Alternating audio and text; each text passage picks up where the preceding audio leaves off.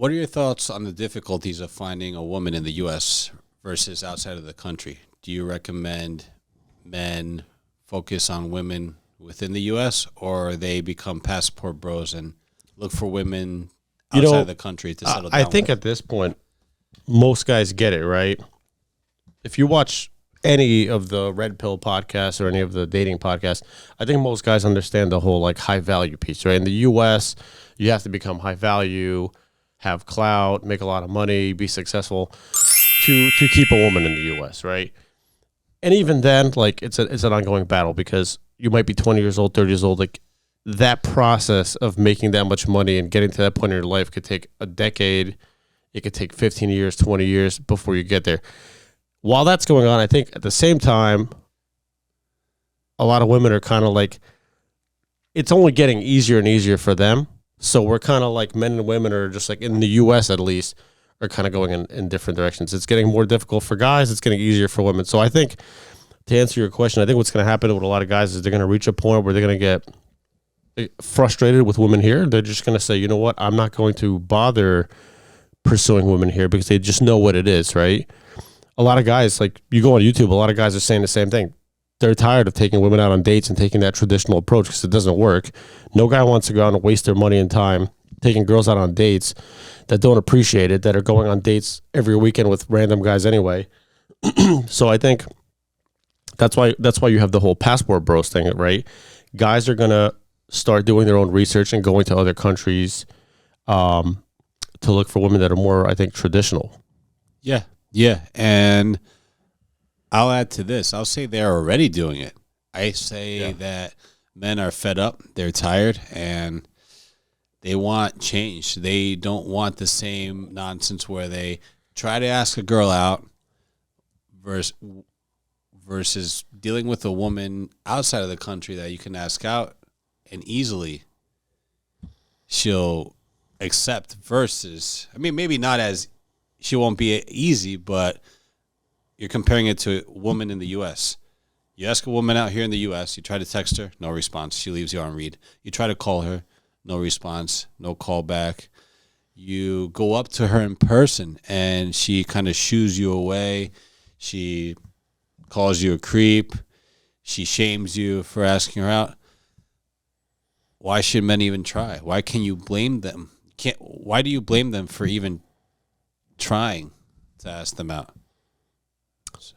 Yeah, 100%. For not trying to 100%. Ask them out. I think a majority of men in this country at this point are fed up. And I think a lot of guys have just completely retracted from even like bothering with it because, like I said, things are only getting easier for women. Social media, dating apps, sugar daddies, like it's just getting easier and easier.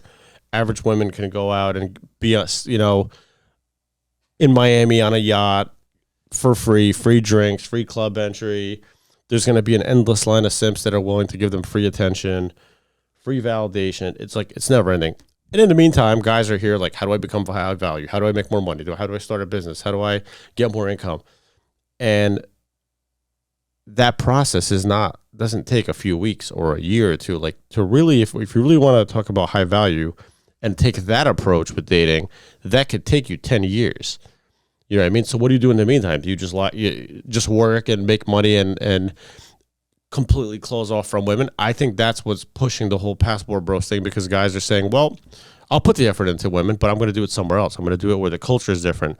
That's the big change when women complain about passport bros. Like, oh, these guys are leaving to other countries and they'll try to like spin this on us and say, take advantage. Has nothing to do with taking advantage. I think guys are going to go to places where the culture is back to what they like, where women are women and guys are guys, and you could actually feel comfortable in your shoes going up to a woman at a bar, introducing yourself, right?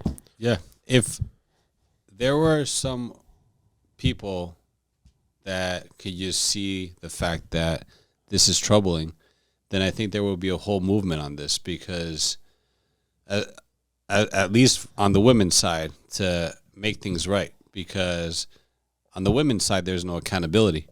There is all just fault on men. It's not our fault. We blame the men. They're the reasons why they're looking for women somewhere else, which they can look in the mirror and say, well, maybe I'm the problem. As a woman, maybe I'm the problem. And, hey, I should have given this guy a chance. You don't know till you try. You don't know till you give that guy a chance. Whether you see him and he's like, oh, he doesn't look good, or this guy might not have any money, or whatever the case may be. But if he has other things that you like, you won't know that he has those other things if you don't even respond to a text message, if you don't even accept his coffee date. I think a lot of women in the U.S., unfortunately, it's a combination of they've been kind of brainwashed by feminism. That's totally brainwashed. They've been spoiled by free attention. I actually just saw a video the other day where they said that social media to women is like porn for men. It's an addiction to them at this point. I could see that. Yeah. Because all they have to do is post new pictures, and it's just constant. Imagine like posting a picture and you're just getting like, DM. So they get addicted to that. And what's the continuous validation? It's continuous validation. And at this point, I think they value the validation more than just the idea of like monogamy, being with one guy, or God forbid, catering to a guy. That those days are done, because they have been given access to something that they never had it before. Remember, everything that's happening now with dating and then with women, this is the first time in history that this has ever happened. Had this occurred in the 1950s, this probably would have happened a long time ago. Instagram came out, I forget exactly what year, but like I want to say somewhere around like 2010, 11, right?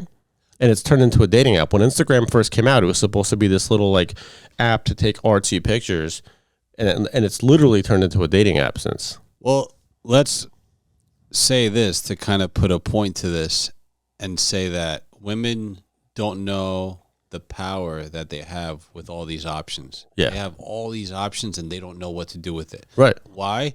Because they have Instagram, they have the Tinders, they have the Bumbles, they have the Facebooks and the Twitters and you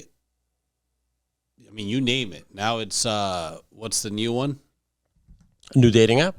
So the thing is that women have the Instagrams and the Tinders and the Bumbles and the Facebooks and you can say even LinkedIn, and they have the Twitters. And women are getting what they need without having to do anything for it. Look at it that way, right? Imagine if the tables were turned. Imagine a fantasy world where we got everything we wanted without having to do anything for it. Women don't have to actually do anything aside from post pictures of themselves to get validation, to get attention, to get guys to pay for them, to fly them out, to offer them stuff. And it's an endless amount. Why would they stop, right? They could sleep with whoever they want to. A lot of these younger women have sugar daddies that are paying their bills, that are paying their car payments, their rent. So why would they leave all that to go cater to a guy? And that's the culture that we're talking about in the U.S.